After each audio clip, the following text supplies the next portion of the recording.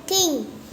Hi friends, welcome back to my channel. இன்னைக்கு நம்ம என்ன பார்க்க போறோம்னா பூரி மசாலாங்க குருமா.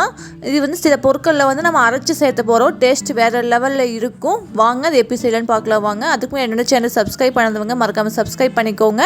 வாங்க வீடியோக்குள்ள போலாம். இப்போ வந்து 1 இன்ச் பட்டையும் 2 கிராம்பு எடுத்துருக்கேங்க. ஒரு 10 பல் பூண்டு இந்த சைஸ் இஞ்சியில் எடுத்துருக்கேன். பொட்டுக்கடலை சேர்த்திக்கலாங்க. 4 டேபிள் ஸ்பூன் பொட்டுக்கடலை, சோம்பு கொஞ்சமாக 1 ஸ்பூன் சேர்த்திட்டு இதில் நல்லா பவுட்ரு மாதிரி அரைச்சி எடுத்துக்கோங்க. அதுக்கப்புறம் கொத்தமல்லி தண்டு இருக்குது பார்த்தீங்களா, அந்த தண்டை போட்டு நம்ம கொஞ்சமாக தண்ணி ஊற்றி அரைச்சி எடுத்துக்கலாங்க. பேஸ்ட் மாதிரி நல்லா அரைச்சி எடுத்துக்கலாம்.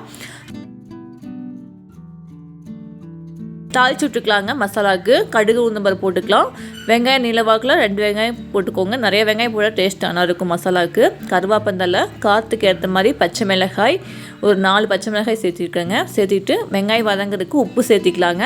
உப்பு சேர்த்திட்டு வெங்காயம் நல்லா வதங்கி வரட்டும். இப்போ வெங்காயம் இந்த அளவுக்கு வதங்கி வந்ததுக்கப்புறம் ஒரு தக்காளி அது சேர்த்திக்கலாம். அது தக்காளி நல்லா வதங்கி வரட்டுங்க. தக்காளி நல்லா வதங்கி வந்ததுக்கப்புறம் இது கூட உருளைக்கிழங்கு 3 உருளைக்கிழங்கு வேவிச்சு மதிச்சு வச்சுருக்கேன். அதை நம்ம சேர்த்திக்கலாங்க. முதல் உருளைக்கிழங்கை போட்டு வெங்காயம் உருளைக்கிழங்கு நல்லா மிக்ஸ் பண்ணி விட்டுக்கோங்க. மிக்ஸ் பண்ணிவிட்டு ஒரு 2 நிமிஷம் அப்படியே இருக்கட்டும். மஞ்சத்தூள் சேர்த்திக்கலாம். 1/4 டீஸ்பூன் மஞ்சத்தூள்.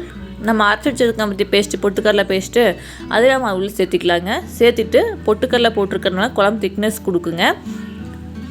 தண்ணி நல்லா தாராளமாக சேர்த்திக்கோங்க.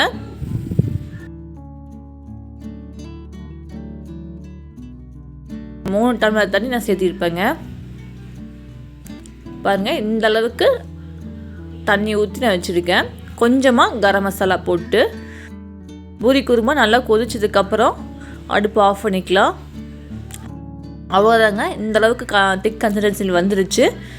கடைசியில் கொத்தமல்லி தழை போட்டு அடுப்பு ஆஃப் பண்ணிடலாங்க. பாருங்கள், சூப்பராக பூரி குருமா ரெடி ஆயிடுச்சு. இது மாதிரி அரைச்சி ஊற்றி செஞ்சு பாருங்கள். கண்டிப்பாக பூரி குருமாவே பட்டை, கிராம்பு, சோம்பு இதெல்லாம் போட்டால் டேஸ்ட்டு நல்லா வாசனையாக இருக்கும். பூரி குருமா ரெடி ஆயிடுச்சு. அதுக்கப்புறம் பூரி சுட்டு எடுத்துக்கலாங்க. பாருங்கள், பூரியும் நல்லா புசு புசுன்னு நல்லா வந்திருக்கு. சூப்பராக வந்திருக்கு. நல்லா உப்பி வந்திருக்குதுங்க பூரி. அவ்வளோதான், பூரி ரெடி ஆயிடுச்சு. குருமாவும் ரெடி ஆயிடுச்சுங்க. சூப்பராக ஒரு பூரி குருமா ரெடி. செஞ்சு பாருங்கள். செஞ்சு பார்த்து கமெண்ட்டில் சொல்லுங்கள். இதை புதுனா லைக் பண்ணுங்கள், ஷேர் பண்ணுங்கள், கமெண்ட் பண்ணுங்கள், சப்ஸ்கிரைப் பண்ணுங்கள். பாய்.